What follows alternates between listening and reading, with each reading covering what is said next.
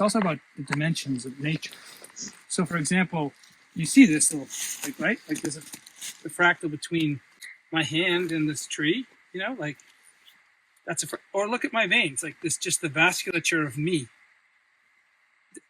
Nature's figured out a way to do this, to move nutrients, to move water around through these channels that extend and entangle with everything else. Like this is a fractal. And it's not just persisting across scale, the scale of the tree or the scale of my hand. It's persisting across the tree's biology and a human's biology. Every fractal that you see, once you start seeing fractals, patterns that persist across scale and discipline and dimension, every one of those is a bridge to this Oika thing. Every one of these is a bridge that connects. It's showing you that the continuity. Fractals show the continuity.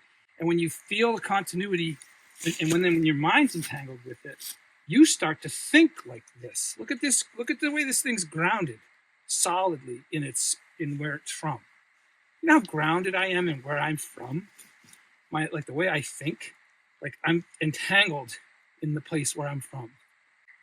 That is a fractal of this, not only across scales and the dimensions of biology and geology.